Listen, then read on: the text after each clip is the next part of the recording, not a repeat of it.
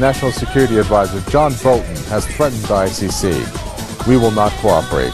In this edition of the debate, we will look at why the U.S. is targeting the International Criminal Court if it probes alleged U.S. war crimes by Americans in Afghanistan. Not only has the U.S. said that it will not cooperate, but it will sanction the judges involved. Is the U.S. guilty of war crimes in that country, a war that has lasted for over 17 years?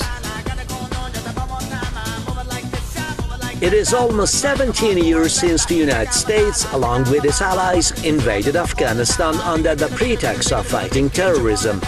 The invasion came months after the 9/11 attacks, for which U.S. officials blamed Al-Qaeda terror group. Tens of thousands of people have been killed in Afghanistan since then. Now the International Criminal Court is seeking an investigation into war crimes committed in the war-torn country. Last year, an ICC prosecutor said there was a reasonable basis to believe war crimes and crimes against humanity were committed in Afghanistan. He added that all sides in the conflict would be examined, including members of the U.S. Armed Forces and the Central Intelligence Agency. But on the eve of 17th anniversary of the 9/11 attacks, the U.S. National Security Advisor threatened to prosecute the ICC judges and prosecutors. The United States will use any means necessary to protect our citizens and those of our allies from unjust prosecution by this illegitimate court. We will ban its judges and prosecutors from entering the United States. We will sanction their funds in the U.S. financial system, and we will prosecute them in the U.S. criminal system. We will do the same for any company or state that assists an ICC investigation of Americans. A day after Bolton's threats, the ICC said it will continue to do its work undeterred in accordance with principles of law.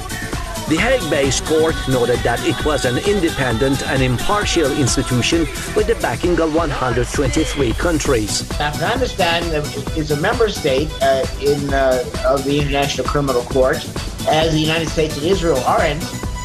They can bring charges there in the country, or in the case of Palestine, the state of Palestine is a member of the International Criminal Court, and they can bring charges against the United States and Israel as well. So I think that Bolton is really fearful of the publicity and the knowledge that will come out in case of an investigation for war crimes, genocide, and crimes against humanity, all of which include exactly what the Israelis are doing and what the United States has done in Afghanistan. The U.S. on many occasions defended the presence of its troops and other NATO soldiers in Afghanistan as necessary for maintaining security and stability. However, facts on the ground have shown quite the opposite. If the U.S. considers itself a peacekeeper in Afghanistan, why should it be afraid of being investigated? Well, I guess joining us for this edition of the debate, we have political analyst Scott Rickard joining us from Tampa. We have columnist at The Hill, Brent Podolsky, who joins us from Washington, D.C. Gentlemen, welcome. Scott Rickard, I'm going to start with you and get a reaction from what John Bolton has said. Quote, we will not cooperate with the ICC. We will provide no assistance to the ICC. We will let the ICC die on its own. After all, for all intents and purposes, the ICC is already dead to us. Yeah, so here you have John Bolton and unfortunately the United States government acting again irresponsibly, moving away from organizations that have been long-standing, that have over 100 members around the world. You have, I think it's over 120 members that belong to the different states that belong to the ICC. The United States has also pulled away from the UN Human Rights Council as well for unrealistic reasons as well. Unfortunately, what we have here is the United States has committed a tremendous amount of criminal activity, not only in Palestine or not only in Afghanistan, and also has partners as far as different types of allies in those regions that they've supported. These are absolutely crimes against humanity. These are criminal activity that need to be investigated and need to be prosecuted.